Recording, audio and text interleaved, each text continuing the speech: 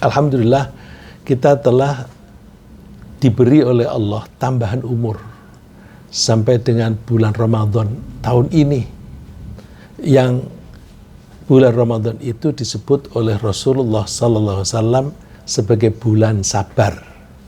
Ya, jadi Rasulullah sendiri menyebut bulan ini sebagai bulan sabar.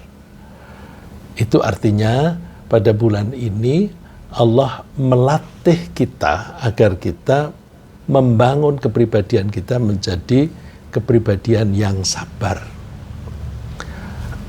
Coba kita perhatikan sabda Rasulullah SAW, "Saumu syahris sabri wa thalathati ayyamin min kulli syahr saumud dahr."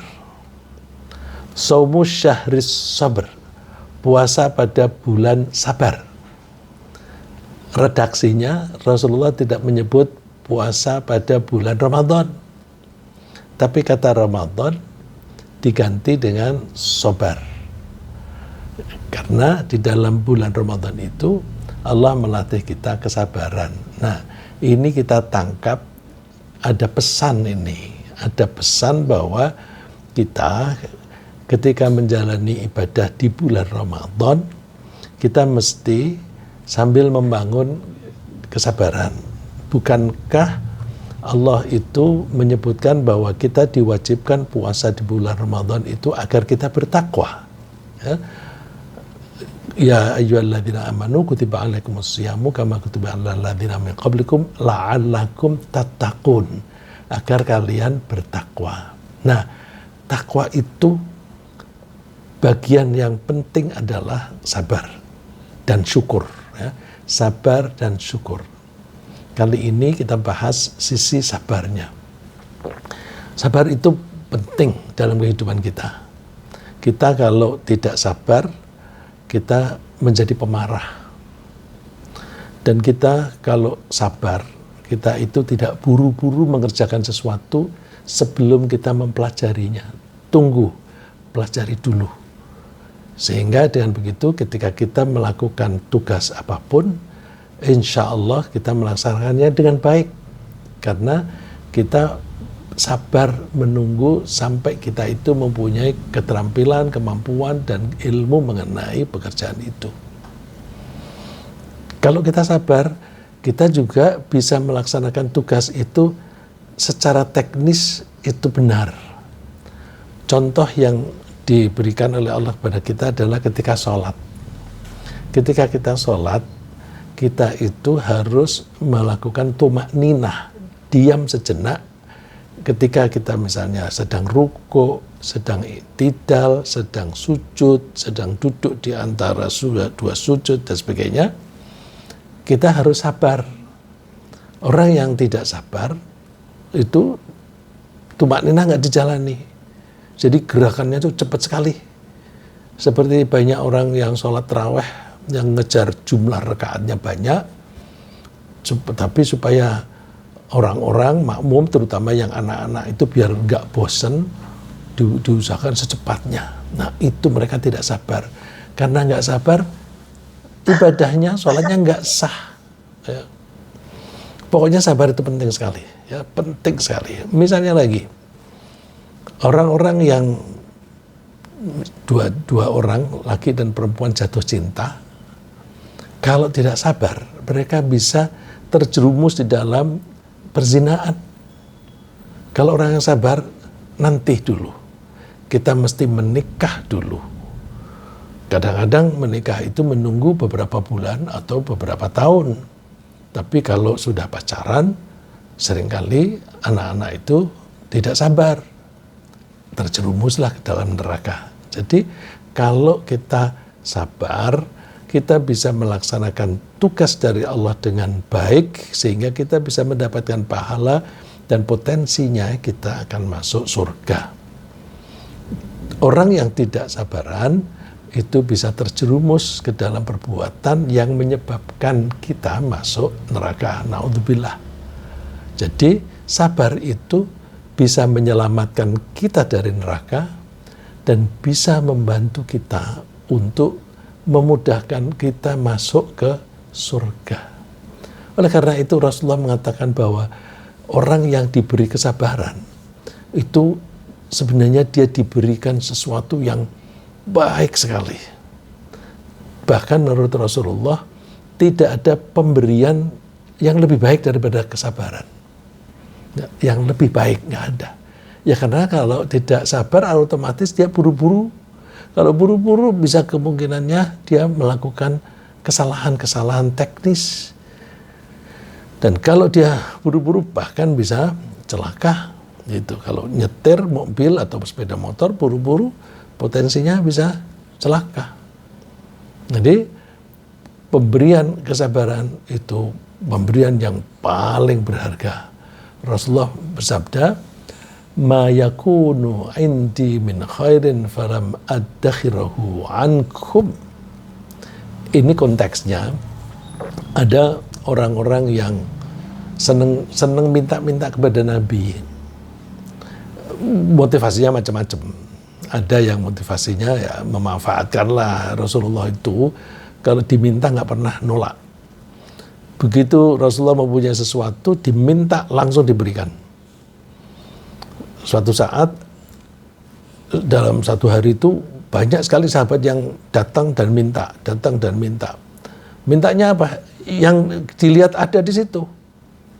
Ada baju diminta baju. Ada jubah diminta jubah. Itu terus suatu saat sampai yang terakhir barang yang ada di situ. Kebetulan yang terakhir itu Hakim namanya. Hakim dinasehati. Tapi hadis ini diriwayatkan oleh Abu Sa'id Al-Khudri. Tapi kalau lihat konteksnya sepertinya ini untuk Hakim. Rasulullah mengatakan, "Ma yakunu indi min khairin falam addakhirahu ankum." Aku mempunyai apapun yang baik, harta misalnya, aku tidak akan menyimpan, aku tidak akan menyembunyikan dari kalian. Wa may yasta'fif yu'ifahullah. Siapa yang mau berusaha untuk tidak meminta-minta, Allah akan membuat dia mampu tidak minta-minta. Jadi mampu, ya kalau mampu tidak minta-minta kan berarti cukup, gitu kan. Kalau masih minta-minta berarti dia tidak cukup. Jadi kalau aku kepengen gak usah minta-minta deh. Terus gimana? Ya aku akan bekerja sampai kecukupan. Nah, orang yang punya semangat untuk tidak minta-minta itu dituruti oleh Allah untuk tidak minta-minta. Artinya dikasih kecukupan. Wa may yastaghni yughnihillah. Siapa yang minta kaya, Allah akan memberi dia kekayaan. Nah, poin yang paling penting di belakang ini.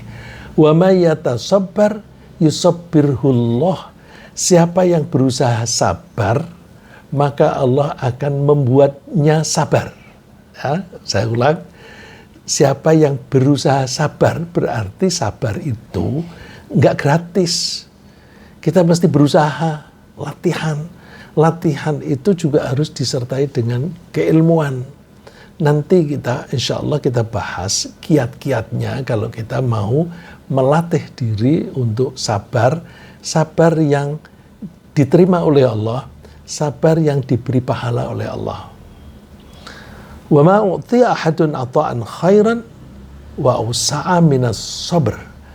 Tidak adalah pemberian yang diberikan kepada seseorang yang lebih baik dan yang lebih luas manfaatnya dibanding dengan kesabaran. Jadi Rasulullah sendiri mengatakan bahwa kesabaran itu pemberian dari Allah. Kalau itu pemberian dari Allah, berarti kalau kita tidak minta dari Allah nggak bisa. Kalau kita minta kepada Allah, kita mesti nurut kepada Allah. Seperti kita minta kepada seorang dokter. Dok, saya sakit. Bagaimana supaya saya sembuh? Terus dokter ngasih resep. Nah, terus resepnya itu dijalani enggak? Kalau dilaksanakan, ya insya Allah nanti akan sembuh. Tapi ngikuti resep tadi. Kalau kita mengharapkan Allah memberi kita kesabaran, Allah memberi kita resep. Ya, memberi kita resep itu artinya memberi kita pengarahan-pengarahan. Nah, pengarahan-pengarahan itu ibaratnya tadi saya ibaratkan dokter memberi resep. Pengarahan-pengarahan Allah itu kita laksanakan enggak? Kalau kita laksanakan, maka insya Allah kita akan membuat kita sabar. Nah, kesabaran itu paling bagus dan paling luas cakupannya. Berarti sangat besar manfaatnya. Nah, oleh karena itu, saya mengajak, ayo kita manfaatkan bulan Ramadan ini sebagai bulan latihan. Kita perlu melatih diri agar kita bisa menjadi orang yang sabar. Tentu supaya kita bisa menjadi orang yang sabar, saya ulang lagi, saya ingin menekankan kesabaran itu dari Allah, pemberian dari Allah. Kalau itu pemberian dari Allah, maka kita mesti mengikuti arahan dari Allah. Nah, arahan itu apa saja? Mari kita pelajari resepnya apa. Kita bisa bilang resep kalau kita mengumpamakan itu dari dokter. Kita juga bisa mengatakan bahwa itu kiat. Apa kiatnya? Agar kita bisa menjadi orang yang sabar. Nah, sabar itu tidak gampang. Karena saya tidak kutip hadisnya di sini. Sabar itu tidak gampang karena sabar itu harus terjadi pada saat kejadian. Saat kejadian. Misalnya ya ini yang agak ekstrim contohnya, anak kita meninggal, suami kita meninggal, atau istri kita meninggal. Kita sabar nggak? Kalau kemudian suami meninggal, aduh suamiku meninggal, aku lalu ikut siapa? Aku siapa yang memberi nafkah? Terus nangis sampai histeris. Itu nggak sabar, itu nggak sabar. Nah, ini ada suatu peristiwa Rasulullah SAW itu sedang berjalan, kemudian ada seorang wanita yang sedang jongkok, di hadapannya itu ada kuburan, sambil menangis meratap-ratap. Terus Rasulullah berbisik dari belakang. Karena Rasulullah lewat di belakangnya, Rasulullah nasihatnya, ittaqillah, bertakwalah kamu kepada Allah, isbiri, sabarlah kamu. Itu artinya kamu jangan meratap-ratap seperti itu, sudahlah sabar, begitu. Sabar itu termasuk takwa, ittaqillah, isbiri, bertakwalah kepada Allah, bersabarlah. Wanita itu jawabnya apa? Ini kan masalahku, aku yang menderita, ini anakku. Kebetulan anak itu yang dikubur di situ tuh anaknya. Ini anakku, kamu udah jangan deket-deket aku, gitu. Lalu Rasulullah tetap berlalu. Nah, di belakang Rasulullah itu ada sahabat yang mengikuti Rasulullah, terus mendekati wanita itu. Ibu tahu siapa tadi? Enggak. Itu Rasulullah. Wah, menyesal wanita itu. Oh, itu Rasulullah. Terus dia langsung bangkit mengejar Rasulullah. Mengejar Rasulullah sampai akhirnya ketemu di tempat tinggal Rasulullah. Lalu wanita itu bilang, Rasulullah, mohon maaf, saya tadi tidak mengetahui bahwa itu Rasulullah. Rasulullah mengatakan, jawabnya apa? Sabar itu pada saat kejadian. Ya, sabar itu harus muncul pada saat kejadian. Jadi kalau kita kejadian seringkali kan misalnya kita kehilangan harta, ya, kehilangan mobil, kehilangan sepeda motor atau kehilangan duit, kita sedih sampai 1 hari 2 hari. Terus direnung-renungkan, iya aku dapat rezeki itu kan dari Allah. Jadi rezekiku dari Allah, kalau Allah menarik kembali pantaslah. Nggak apa-apa deh, aku sabar. Itu terlambat. Nah, sabar itu begitu harta hilang, terus saya milik Allah, harta itu juga milik Allah. Kalau saya dipanggil oleh Allah, ya boleh-boleh saja. hartaku diminta kembali, dicabut kembali dari saya, ya terserah Allah. Inna lillahi wa inna ilaihi raji'un. Ya, inna lillahi wa inna ilaihi raji'un itu tidak hanya terhadap orang yang meninggal dunia. Kita mengucapkan itu pada saat kejadian apapun yang kita tidak suka. Sedang terpleset, innalillah. Misalnya mati lampu, tiba-tiba mati. Innalillahi wa inna ilaihi raji'un. Oh, nggak ada orang mati kok. Iya, matinya lampu itu kan peristiwa yang buruk bagi kita. Kita mau membaca tidak bisa, mau ngetik di laptop nggak bisa. Kulkas itu isinya makanan-makanan yang bisa busuk gitu. Jadi listrik mati, innalillahi wa inna ilaihi raji'un. Nah, jadi begitu ada peristiwa langsung menyadari innalillahi wa inna ilaihi raji'un. Aku milik Allah. Aku akan kembali. Harta ini milik Allah. Harta itu juga akan kembali. Akan kembali, benar-benar kembali. Kan Allah menyatakannya bahwa kamilah yang membuat kalian hidup dan kami yang membuat kalian mati. Wa inna lanahnul warithun. Kami yang mewarisi. Jadi kalau kita itu meninggal dunia, harta kita tinggal. Itu statusnya sudah kembali kepada Allah. Karena itu kembali kepada Allah berarti itu menjadi milik Allah. Loh, kan dibagi waris. Waris itu dibagi harus sesuai dengan hukumnya Allah. Karena Allah tidak butuh. Begitu saya meninggal dunia, saya mati, langsung harta itu milik Allah. Terus Allah tidak butuh. Ya, aku akan bagi kepada kalian. Tapi ngikuti cara saya. Gitu. Istri dapat berapa, anak dapat berapa, bapak dapat berapa, dan sebagainya. Ikuti cara ini. Kita harus nurut. Karena harta itu sudah beralih pemilikannya. Sudah menjadi milik Allah.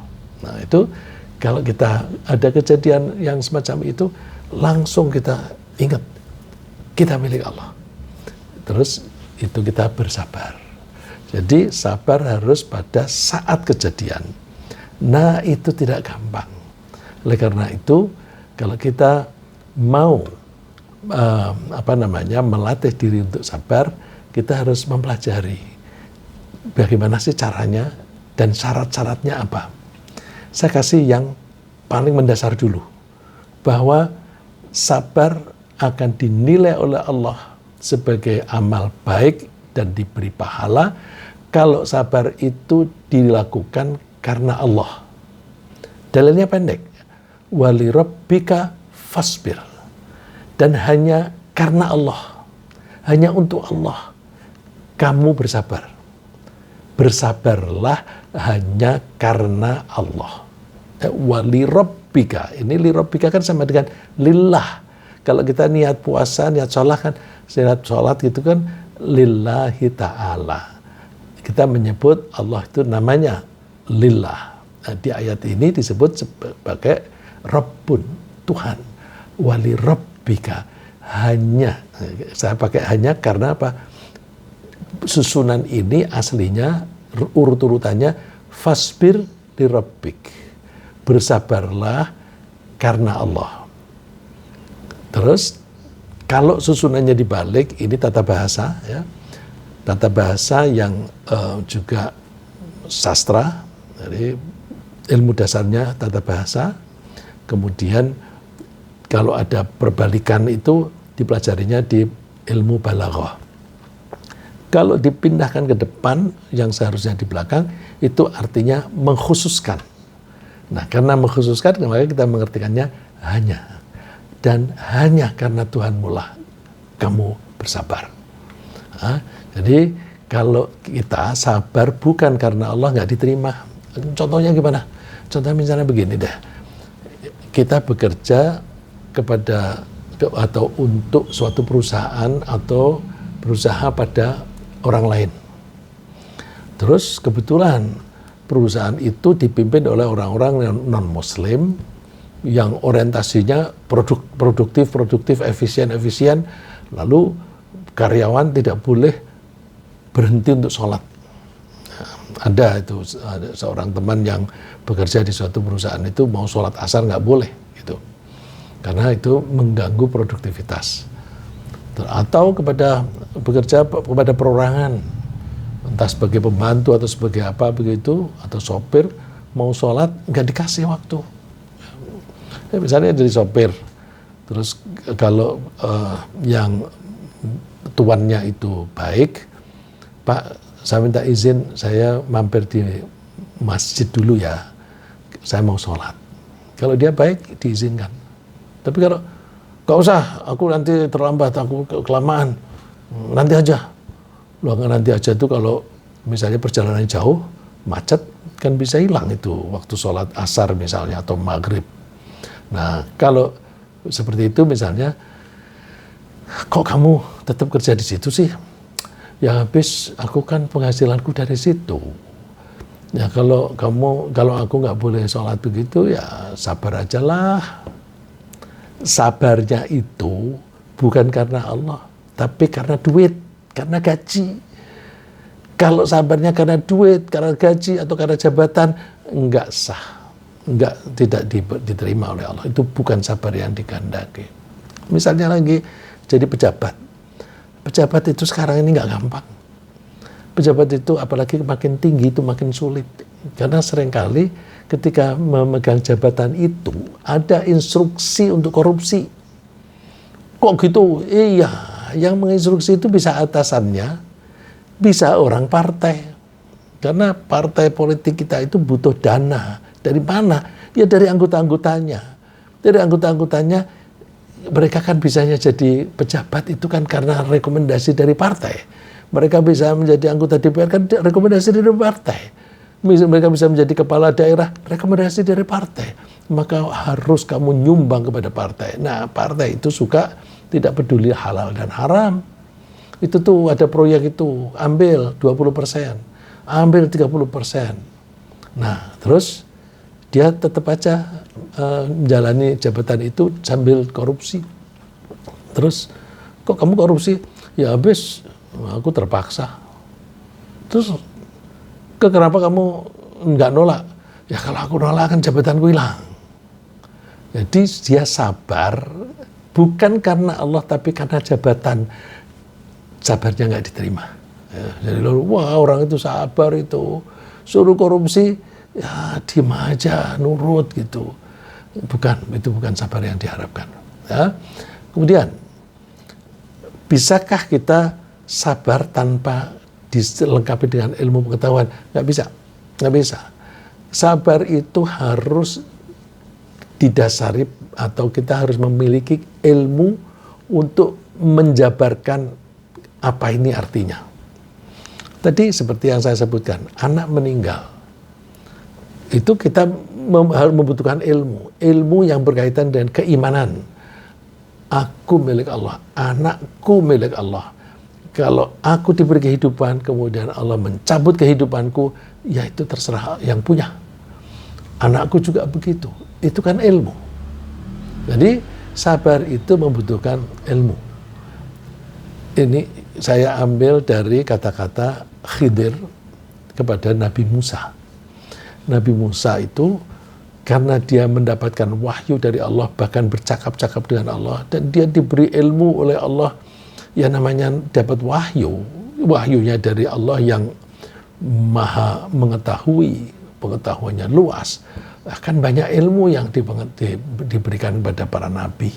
Nah, Nabi Musa tentu melihat yang lain itu tidak ada yang mendapatkan wahyu, dia merasa yang paling banyak ilmunya. Tapi Allah menegur, ada Musa yang lebih pintar dari kamu. Oh begitu. Terus karena Nabi Musa itu ya meskipun begitu dia tetap rendah hati. Boleh nggak saya dipertemukan dengan orang itu, aku ingin belajar. Ingin belajar, itu kan berarti rendah hati. Kalau orang yang tidak rendah hati, mana orangnya? Aku mau tantang debat. Nah, itu sombong. Ya, kalau orang suka debat, apalagi suka debat ulama. Wah, itu ulama itu pendapatnya gitu. Nah, itu orang yang bukan orang baik. Ya, orang baik itu yang rendah hati. Orang rendah hati itu mau menerima pendapat orang lain, mau menghargai pendapat orang lain, sepanjang pendapat itu masih bisa diterima atau tidak melanggar ketentuan Allah. Nah, ini Nabi Musa minta diizinkan ketemu, diberitahu oleh Allah, oke, kamu bisa ketemu dengan orang itu, kamu jalan, kamu akan bertemu dengan orang itu di pertemuan antara dua laut. Antara dua laut ini, ya kalau seperti kita ini ada Laut Jawa, ada Laut Hindia. Nah, itu ada titik temu kan. Nah, kalau di daerah Mesir, daerah sana itu ya ada Laut apa itu Atlantik dan Laut apa namanya Laut Mati. Kita nggak tahu. Dan ada Laut Merah di perbatasan yang mana kita nggak tahu. Karena di Al-Quran tidak disebutkan di perbatasan antara dua laut yang mana. Temui dia, ada di sana. Akhirnya ketemu.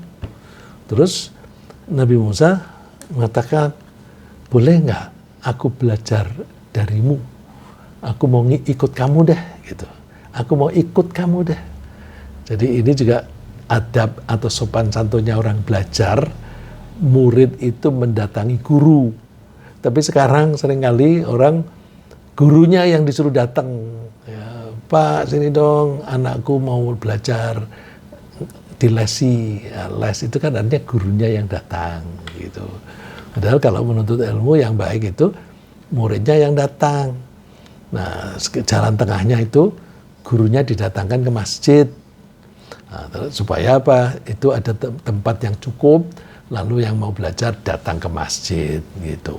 Nah, kalau wah rumahku jauh, rumahku Bandung, kita kasih link ya, Masjid Babu Salam yang bikin pengajian, kasih link Zoom, dan nih forum nih, kalau kamu kepengen ngaji, gabung, enak sekali.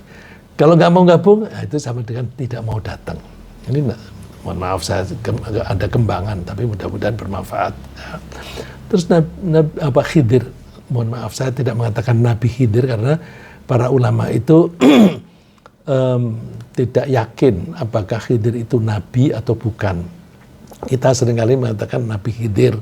Nabi itu tugasnya setelah mendapatkan wahyu dari Allah, terus dia terangkan kepada manusia, kepada orang lain. Khidir tidak boleh itu. Dia diberi ilmu oleh Allah, mungkin dapat wahyu dari Allah, tetapi dia tidak boleh menyebarkan ilmunya kepada orang-orang. Kenapa begitu? Ilmunya beda. Ilmunya Khidir dan ilmunya Nabi Musa itu beda. Nabi Musa mau belajar seperti Khidir, nggak bisa, ilmunya beda. Kenapa beda? Coba aja baca surat Kahfi, ya. Itu yang dalam cerita Khidir itu. Hanya ada 3 masalah. Nabi Musa gagal itu sabar. Ternyata apa yang dilakukan oleh Khidir itu berdasarkan pengetahuan dia tentang masa depan. Pengetahuan dia tentang masa depan. Khidir itu merusak perahu atau kapal. Itu alasannya apa? Nanti akan ada raja yang mencari kapal yang baik. Yang baik akan dirampas. Aku rusak biar raja itu tidak berminat mengambil perahu ini. Perahu ini punya orang miskin, gitu. Jadi masa depan ketika Khidir itu membunuh anak kecil, kenapa kamu bunuh? Anak ini nanti kalau gede dia membuat orang tuanya menjadi musyrik. Supaya orang tuanya selamat, ini kita bunuh. Nanti Allah akan memberi gantinya.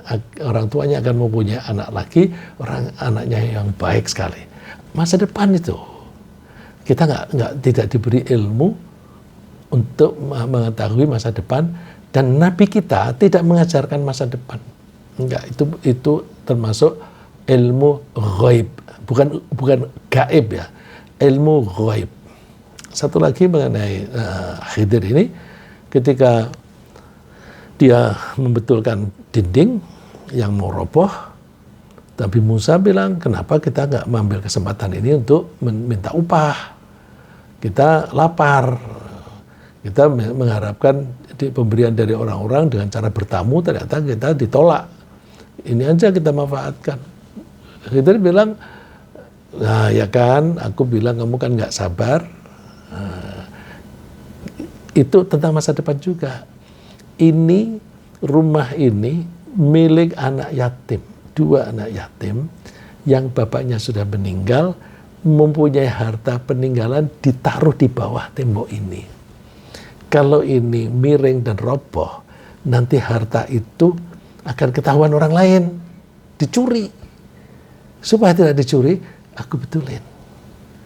Jadi, supaya nanti Allah bisa memberikan kasih sayangnya kepada anak ini dengan cara mengambil harta itu masa depan. Ya. Makanya Khidir mengatakan kepada Nabi Musa, wa kaifa tasbiru ala ma lam tuhibbihi khubra? Bagaimana kamu bisa sabar terhadap sesuatu yang kamu tidak menguasai ilmunya? Ya. Kamu tidak mempunyai kecukupan ilmu, kecukupan pengetahuan mengenai apa yang akan aku lakukan. Artinya kita tidak akan bisa sabar kalau tidak punya ilmu. Nah, kalau kita kepengen latihan sabar, pakai ilmu dong. Saya kasih contoh yang ilmu lahiriah. Ya. Misalnya orang berbisnis, lalu ekonomi sedang krisis. Gimana kalau sedang krisis? Bisnisnya diberhentikan atau tetap jalan? Kalau dia punya modal, enggak. Ini krisis ini bagus. Kenapa bagus? Pada saat krisis ini kebanyakan orang nggak punya duit. Kalau mereka butuh duit, mereka menjual barang-barangnya murah. Sekarang ini kita sering atau banyak melihat rumah dijual, nggak laku-laku. Orang-orang nggak punya duit. Nah itu orang yang betul-betul butuh duit, yang harganya misalnya 5 miliar diturunin sampai 3 miliar. Bagi orang yang pebisnis yang punya modal, ini saatnya yang bagus tuh beli. Nanti kalau ekonomi sudah membaik, orang butuh rumah, bisa bayar, aku jual dengan harga normal, naik lagi.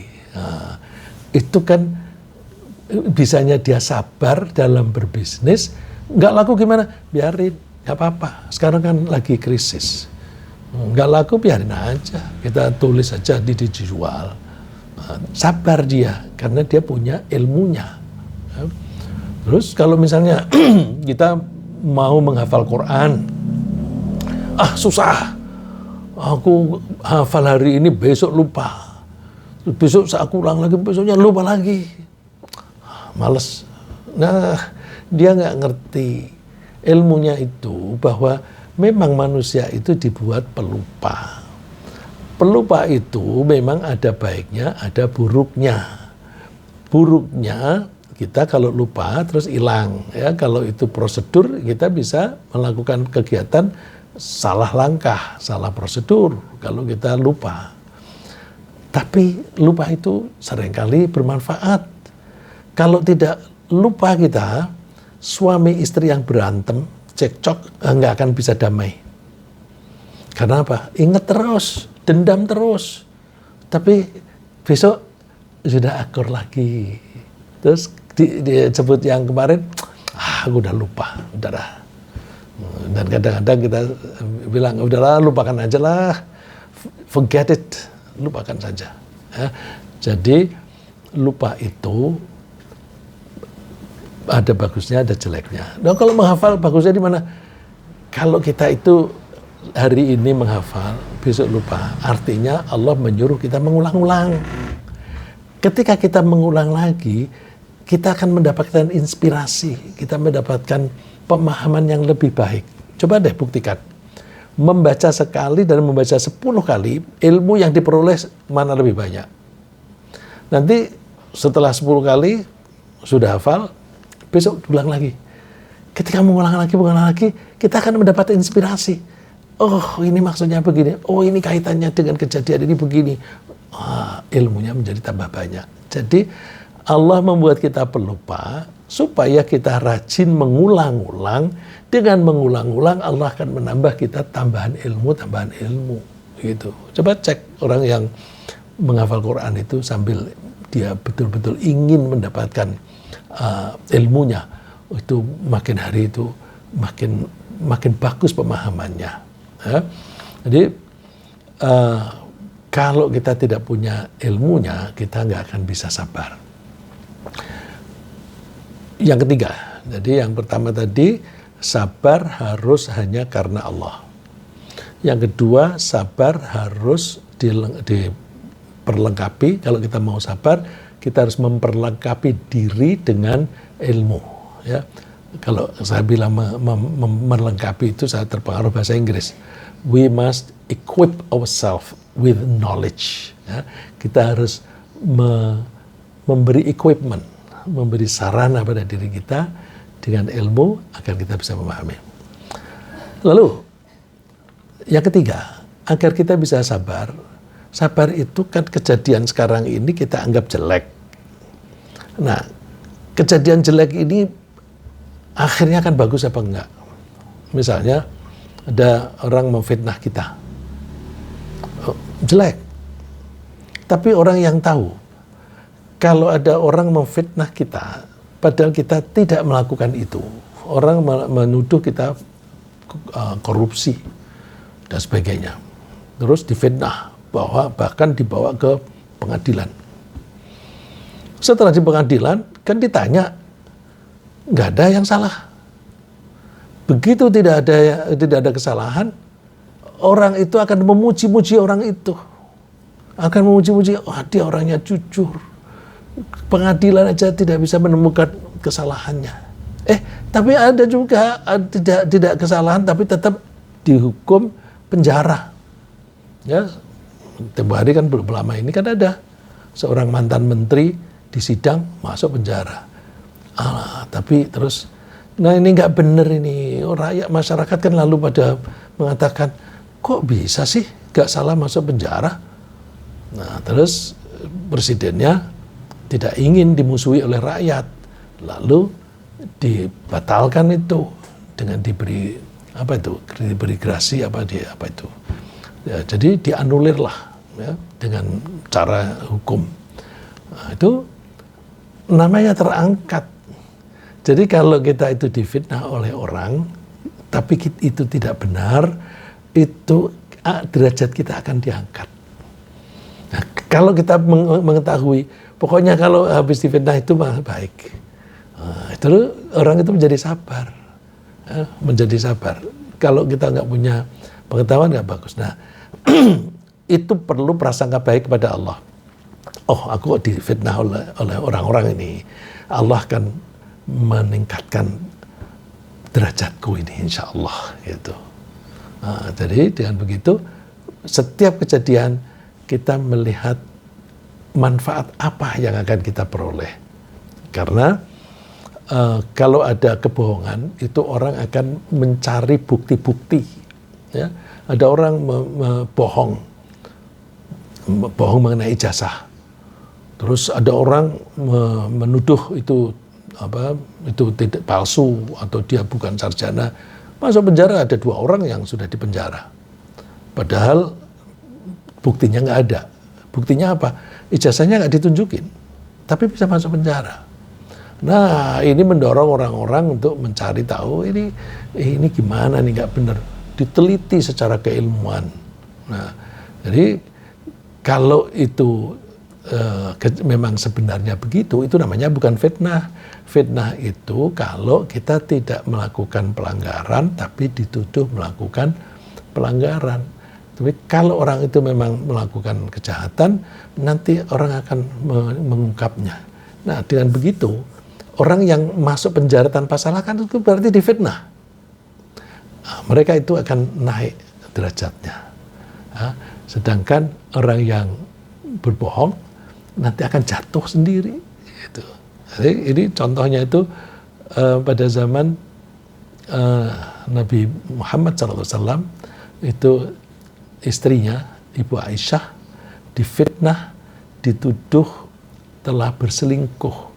kepada berselingkuh dengan seseorang sahabat namanya Sofwan. Padahal Ibu Aisyah tidak melakukan perselingkuhan, tapi oleh Allah dibiarkan fitnah itu beredar sampai kira-kira 1 bulan. Coba kalau kita bayangkan, ini ada fitnah seperti itu, Rasulullah sendiri tidak berani mengambil keputusan, tidak berani mengambil kesimpulan kalau tidak ada wahyu dari Allah. Rasulullah menunggu wahyu itu sampai 4 minggu belum turun. Jadi Rasulullah nggak berani mengatakan, tidak berani menuduh istrinya, tidak juga berani mengatakan istrinya bersih. Istrinya nangis terus. Rasulullah hanya nengok saja. Paling hanya bertanya, kaifatikum, apa kabar? Oh, baik, tapi sambil nangis. Terus Ibu Aisyah minta pada bapaknya, Abu Bakar, Pak, tolong jelasin itu Rasulullah. Abu Bakar tahu kalau Nabi Muhammad itu utusan Allah dan pasti dia dapat wahyu. Abu Bakar nggak berani ngomong, diam aja. Allah aja belum memberi jawaban kok, aku nggak berani. Rasulullah juga nggak berani ambil tindakan. Setelah itu Rasulullah keluar lagi. Jadi pun Ibu Aisyah nangis terus. Tapi terus kemudian turun ayat ini di surat An-Nur ayat 11. Innalladzina ja'u bil ifki usbatum minkum. Orang-orang yang menyebarkan fitnah itu sekelompok dari kalian sendiri. La tahsabuhu syarran lakum. Jangan kamu kira fitnah itu jelek. Jangan kamu kira jelek. Bal huwa khairul lakum. Itu bagus. Coba lihat itu. Fitnah menurut kita itu jelek, tapi Allah mengatakan bagus. Ini pelajaran bagi kita. Kalau ada orang memfitnah kita, kita langsung, Allah akan memberi aku rahmat. Allah akan meningkatkan derajatku. Kita tunggu. Kita tunggu. Tentu sambil memberikan penjelasan. Ya. Terus itu akibatnya likulli imri'in minhum maktasaba minal itsm. Masing-masing orang yang menyebarkan fitnah itu dosanya ada yang besar, ada yang kecil sesuai dengan peran mereka. Bagusnya di mana? Ya antara lain yang kita tahu bagusnya dengan adanya fitnah itu kentara orang yang munafik dan orang yang betul-betul beriman. Orang yang betul-betul beriman itu ada fitnah begitu, paling tidak diem aja, nggak ikut-ikutan. Nah sekarang ini kan banyak orang menyebarkan isu ini, isu itu dan sebagainya. Kalau orang cenderungnya ke politik A, terus menjelek-jelekan orang yang di politik B dan sebagainya. Kita jangan ikut-ikutan, karena kita itu nggak tahu di belakang itu. Orang-orang itu seringkali omongannya dan perilakunya itu beda. Ya kadang-kadang sen ke kanan, ternyata beloknya ke kiri. Itu kan berarti omongannya beda dengan perilakunya. Jadi kalau ada orang, terutama politisi, berperilaku sesuatu, jangan buru-buru menuduh macam-macam. Nah, ya kalau ada informasi ya kita boleh mencari tahu, tapi nggak usah kita ikut menyebar. Ya. Jadi kalau ada kejadian yang kelihatannya buruk, kita berprasangka baik kepada Allah. Misalnya kita sedang sakit, terus berprasangka kepada Allah apa? Coba Allah ini kalau kita sakit itu seringkali karena kesalahan kita. Kok aku sakit flu, kesalahanku apa? Oh, aku kurang tidur. Jadi sakit ini adalah teguran dari Allah supaya aku tidur yang cukup. Nah, terus kok aku dibuat sakit oleh Allah? Aku ditegur dan karena ini kesalahanku sendiri, aku mesti ridho kepada Allah yang membuat aku sakit. Terima kasih Allah, Engkau membuat aku sakit, aku terima sebagai peringatan bagiku. Sikap seperti ini itu sabar, didasari keilmuan, dan kesabaran itulah yang menggugurkan dosa. Ya, kan orang yang kalau sakit itu dosanya dirontokkan oleh Allah seperti daun-daun yang rontok dari pohonnya. Itu yang menyebabkan pahala bukan sakitnya, tapi sabarnya. Gitu. Ya, jadi yang keempat ini, kalau kita mohon maaf, yang ketiga ini, kalau kita mau sabar, kita mesti berprasangka baik kepada Allah bahwa kejadian ini pasti dimaksudkan oleh Allah untuk kebaikan di masa depan. Yang keempat, kita mesti meyakini bahwa Allah kalau janji pasti dipenuhi. Kalau Allah janji selalu memenuhi janji, nggak usah kita tagih. Wah, pasti dikasih. Jadi misalnya kita sedang butuh, yang membutuhkan sesuatu yang itu harus, tapi kita nggak punya.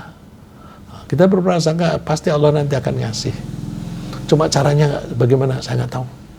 Aku mau menunggu. Ya. Ini berprasangka baik kepada Allah bahwa Allah sudah janji bahwa kebutuhanmu akan aku jamin.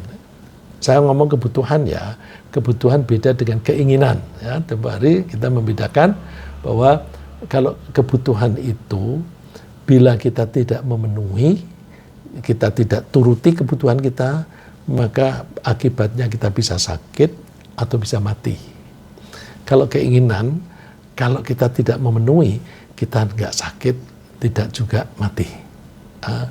Jadi ingin makan yang mewah, di tempat yang mewah, makannya kebutuhan, tapi di tempat yang mewah itu keinginan.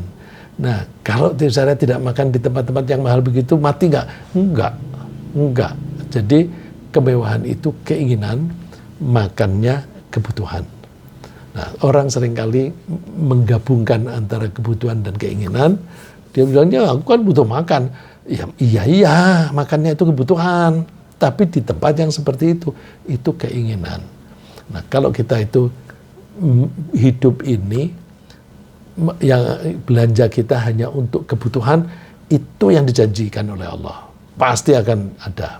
Kalau itu untuk keinginan, nah itu di luar janji Allah. Nah, suatu saat saya butuh duit. Anakku sekolah, butuh duit 150 juta. Bagaimana aku bisa mendapatkannya? Tapi saya udah daftar aja. 2 anak daftar saja. Terus saya meyakini, saya berbincang-bincang dengan istri, aku tahu pasti Allah memberi kita. Cuma lewat mana saya tidak tahu. Itu prasangka baik kan? Prasangka baik. Dan prasangka baik itu berkaitan dengan janji-janji Allah. Kalau untuk kebutuhan pendidikan anak itu kan kebutuhan. Pasti akan dikasih. Benar, Allah ngasih pekerjaan yang saya lakukan dalam waktu pendek, itu sudah terpenuhi. Alhamdulillah. Nah itu, jadi kalau kita sudah mendapatkan atau mendapatkan janji dari Allah, maka kita yakini pasti akan dipati. Coba ayat ini dimulainya dengan sabar, dikaitkan dengan janji. Fasbir, maka bersabarlah kamu. Inna wa'dallahi haqq. Sesungguhnya janji Allah itu pasti benar. Wastaghfir li dzambik, mohon ampun kepada Tuhanmu atas dosa-dosamu. Loh, kaitannya dengan dosa apa? Ya seringkali kesulitan kita ini ada hubungannya dengan kesalahan kita. Kalau itu ada hubungan dengan kesalahan kita, kita mesti minta maaf kepada Allah. Wasabbih bihamdi rabbika bil asyi wal ibkar. Bertasbihlah, sucikanlah Allah sambil memujinya siang maupun malam, pagi maupun sore. Artinya terus-menerus kita itu bertasbih. Itu yang keempat. Ini ada contoh lagi ya. Janji Allah itu akan menolong utusannya dan orang yang beriman. Inna lanansuru rusulana walladzina amanu fil hayatid dunya wa yauma yaqumul ashhad. Sungguh kami akan menolong utusan kami dan orang-orang yang beriman, baik di waktu mereka hidup di dunia maupun di hari kiamat. Ya. Fil hayatid dunya, ketika hidup di dunia, wa yauma yaqumul ashhad, dan pada saat para saksi itu memberikan kesaksiannya, para malaikat memberikan kesaksiannya. Ini artinya di akhirat. Nah, kalau misalnya orang Islam terpuruk, dituduh teror, melakukan kejahatan, merobohkan WTC di New York. Mana ada kemungkinan kemampuan Bin Laden itu merobohkan itu. Itu kan menghantamnya pakai pesawat terbang. Katanya ada orang Arab yang latihan kursus dalam beberapa minggu terus membajak pesawat terbang. Mana ada kursus beberapa minggu bisa mengendalikan pesawat terbang yang besar lagi, jet besar. Itu kan rekayasa. Nah itu kok orang Islam dituduh-tuduh melulu, terus diserbu Afghanistan dan Irak. Tapi terus ternyata belakangan mereka kalah, buktinya mereka terus mundur dari Irak dan Afghanistan. Ya. Terus di saat yang sama orang-orang curiga, ini ada apa sih dengan Islam? Lalu mereka menjadi ingin tahu tentang Islam. Mereka lalu belajar Islam. Sejak saat itu banyak orang-orang Amerika yang memeluk agama Islam. Setelah mengetahui ada apa sih? Oh ternyata Islam baik begitu. Ya. Jadi itu janji Allah bahwa Allah akan menolong. Nah karena Allah telah berjanji akan menolong orang-orang yang beriman, maka sudah pada tempatnya jika kita itu sudah pada tempatnya kalau kita mengandalkan bantuan hanya kepada Allah.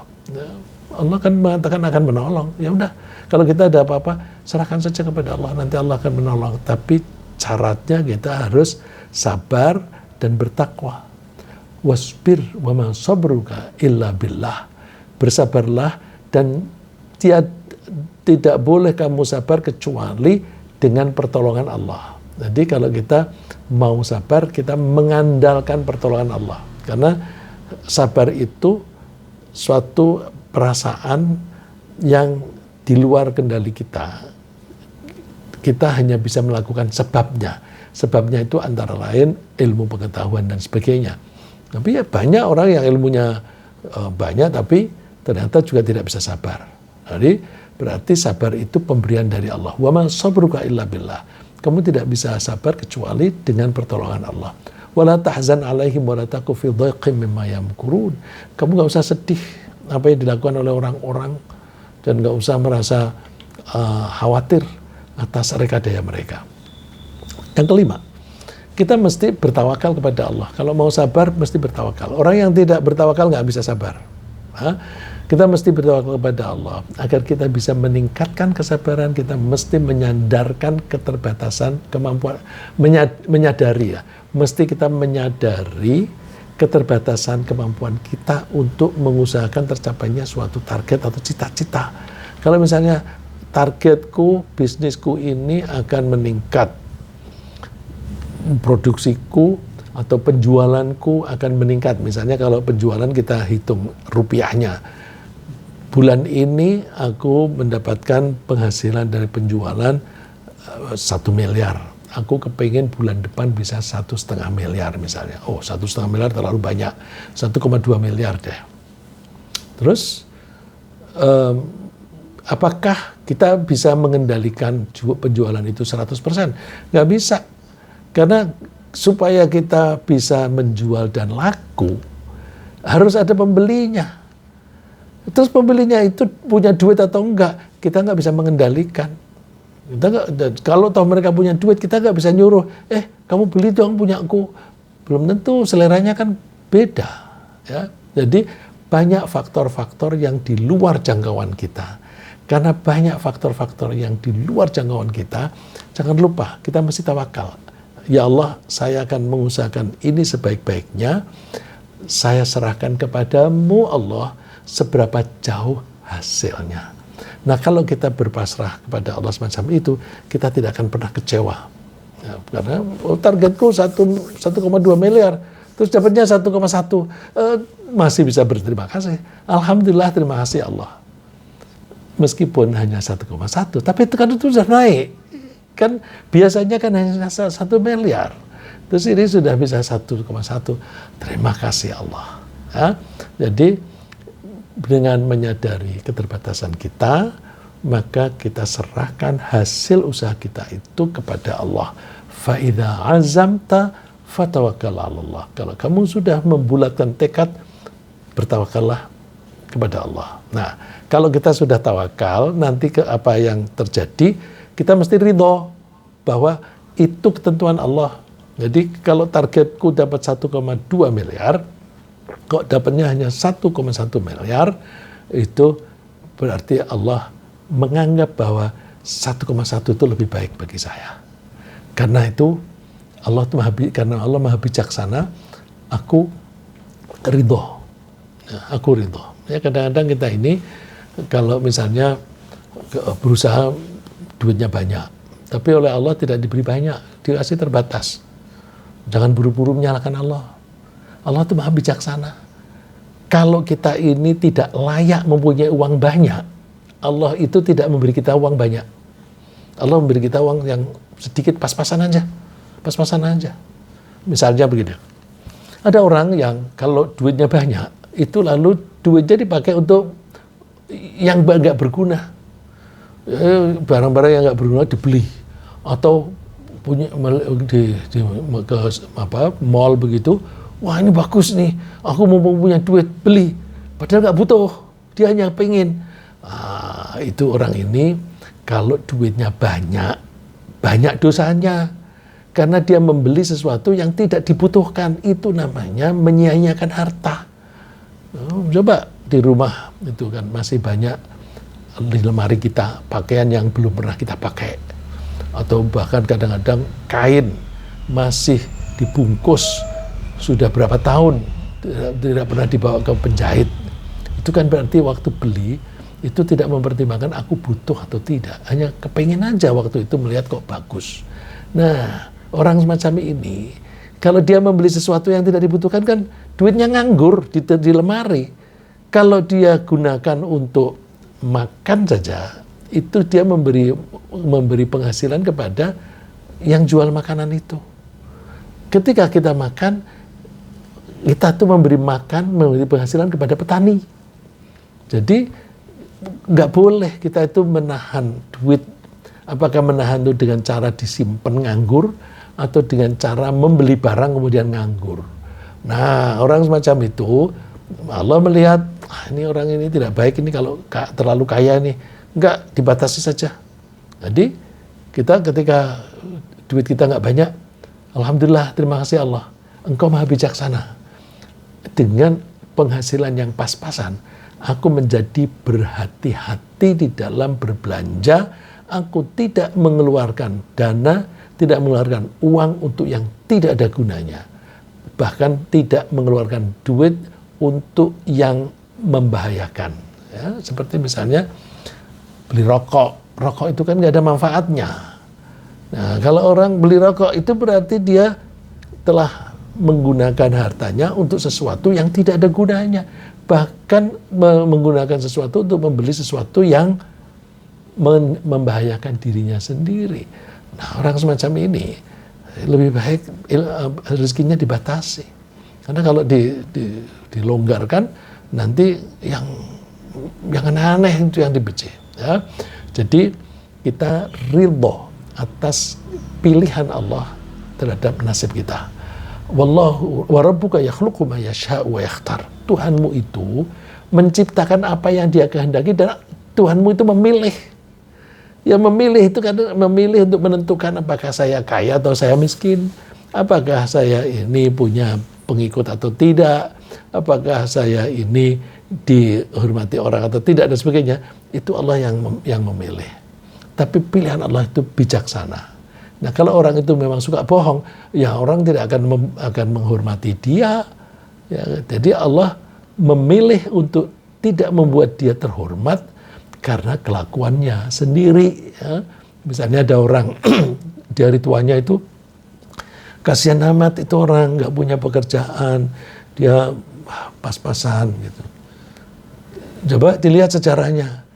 Oh, di waktu mudanya dia preman, suka memeras orang. Orang tidak suka sama dia. Karena nggak suka, orang menjauhi. Karena orang menjauhi, dia mau jual apa, siapa yang mau beli? Dia mau butuh pekerjaan, siapa yang mau ngasih kerjaan?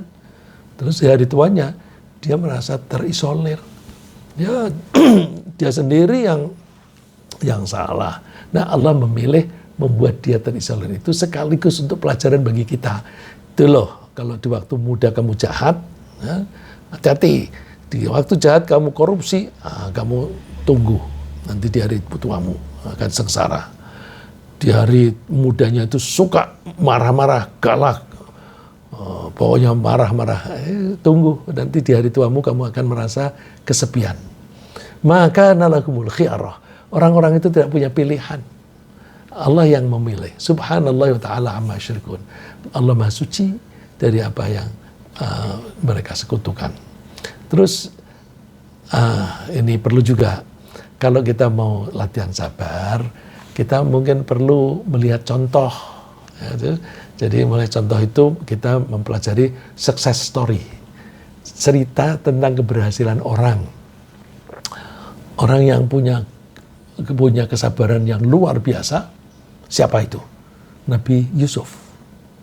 Nabi Yusuf itu luar biasa. Sampai cerita kisah tentang kehidupan Nabi Yusuf itu diceritakan oleh Allah panjang sekali di surat Yusuf. Dan di awal cerita Allah itu, sebelum Allah memulai, Allah menyebutnya nahnu naqussu 'alaika ahsanal qasas. Aku akan menceritakan kepada kamu kisah yang paling bagus. Nah, kalau kita mau baca success story, baca surat Yusuf. Wah, dia cobaannya begitu berat, mulai dari masa anak-anak sampai dewasa. Ternyata ujung-ujungnya bagus sekali. Nah, maka kita kalau menderita gitu, kita cek sambil kita bersabar. Nanti kalau kita mau bersabar, ujung-ujungnya insya Allah baik. Ya, contohnya tuh Nabi Yusuf. Jadi mempelajari sejarah para tokoh-tokoh yang sabar itu penting. Fasbir kama sabara ulul azmi minar rusuli wa la tasta'jil lahum. Bersabarlah kamu seperti sabarnya orang-orang yang mempunyai kesabaran tinggi, ulul azmi di antara para rasul. Nah, ini saya tadi menyebut contoh yang teladan yang bagus itu Nabi Yusuf. Di bagian akhir Nabi Yusuf itu bertemu dengan bapak, ibu, dan kakak-kakaknya dan saudara-saudaranya. Terus, nah ketika kakak-kakaknya itu mengenali Nabi Yusuf buka itu pakaian kebesarannya, lalu kakak-kakaknya menengarai, ini Yusuf. Qalu a'innaka la anta Yusuf. Apakah kamu ini benar-benar Yusuf? Benar-benarnya itu ada inna itu. Apakah kamu benar-benar Yusuf? Qala ana Yusuf. Ya, aku Yusuf. Wa hadza akhi, dan ini Binyamin adalah saudaraku. Qad mannallahu alaina. Allah sudah memberi karunia kepada kami berdua. Kuncinya apa? Innahu may yattaqi wasbir. Siapa orang yang bertakwa dan bersabar. Nah, jadi Nabi Yusuf bisa mendapatkan kemuliaan semacam itu karena Nabi Yusuf sepanjang perjalanan hidupnya itu bertakwa dan bersabar. Fa innallaha la yudhi'u ajral muhsinin. Allah tidak akan menyanyiakan hasil atau upah bagi orang yang berbuat baik. Jadi orang yang bertakwa dan sabar itu orang baik. Satu lagi yang tidak kalah pentingnya juga, kita menyadari bahwa kesabaran itu pemberian dari Allah, dari usaha kita. Ya, kita berusaha terus Allah memberi. Nah, kita mesti rajin mohon bantuan Allah. Berilah saya kesabaran. Jadikanlah saya sebagai orang yang sabar. Ini seperti yang dilakukan oleh Nabi Dawud dan kawan-kawan ketika menghadapi tentaranya Raja Jalut. Pada waktu Nabi Dawud di bawah pimpinan Raja Tolut, ya, itu berangkat dari tempat tinggal mereka menuju ke medan perang yang dijanjikan. Itu melampaui sungai. Tolut bilang pada anak buah, hati-hati ya, kita nanti akan menyeberang sungai. Aku tahu kalian haus, tapi jangan minum. Kalau toh mau minum hanya sepenuh tangan itu saja, satu tangan. Jadi paling hanya 1 atau 2 tegukan, jangan lebih. Ternyata mereka minum banyak-banyak. Setelah minum banyak-banyak, mereka minum banyak, nggak sanggup berangkat. Terus mereka bilang, aduh kami nggak sanggup perang melawan Jalut, kalian saja jalan. Nah, tinggal sedikit yang tetap berjalan. Nah, karena sedikit padahal musuhnya banyak dan kuat, mereka mohon pertolongan Allah. Walamma barazu li Jalut. Ketika mereka itu melihat, wah itu Jalut dan tentaranya. Walamma barazu li Jalut wa junudih. Ketika mereka melihat Jalut dan tentaranya, qalu rabbana afrigh alaina sabra. Mereka mengatakan, Tuhan, limpahkanlah kepada kami, tuangkanlah kepada kami kesabaran. Bahasanya itu afrigh itu sempurnakanlah, berilah secara penuh kesabaran, wa tsabbit aqdamana, dan kokohkanlah tempat kami berpijak, tidak mundur, ya. Wansurna 'alal qaumil kafirin, dan tolonglah kami menghadapi orang-orang kafir. Dan akhirnya mereka menang, ya. Yaitu berarti kita tuh memang perlu melatih diri untuk bersabar. Kita manfaatkan puasa Ramadan ini sebagai kesempatan untuk melatih diri kesabaran. Kan Allah melarang kita makan dan minum dalam 1 hari, padahal kita lapar dan haus. Nah, kita sabar menunggu nanti sampai maghrib. Dan ketika kita puasa, kita dilarang ngomong-ngomong jorok, dilarang bohong, dilarang berbuat dosa. Kita tahan diri. Nah, itu latihan. Nah, jadi apa yang kita bahas pagi ini, ringkasnya adalah bahwa sabar itu sulit dipraktekkan karena harus segera diterapkan saat kejadian dan harus dipertahankan sampai wafat. Artinya tidak bisa dikatakan sabar itu ada batasnya. Kalau dikatakan sabar itu ada batasnya, batasnya itu kematian. Jadi nggak ada batas. Kiat-kiat kesabaran antara lain, sabar hanya karena Allah semata. Terus kita harus melengkapi diri dengan ilmu, kita harus berprasangka baik kepada Allah, dan kita harus meyakini bahwa Allah pasti menepati janjinya untuk menolong kita. Dan kita mesti mengandalkan bantuan hanya dari Allah. Kemudian kita bertawakal sambil berusaha, dan kita meniru kesabaran para idola, para tokoh-tokoh yang berhasil bersabar. Dan jangan lupa kita mesti berdoa mohon kepada Allah. Semoga Allah memberi kita kesabaran tanpa batas, hingga kita bisa mengakhiri hidup kita dalam keadaan beriman dan dengan husnul khotimah. Amin.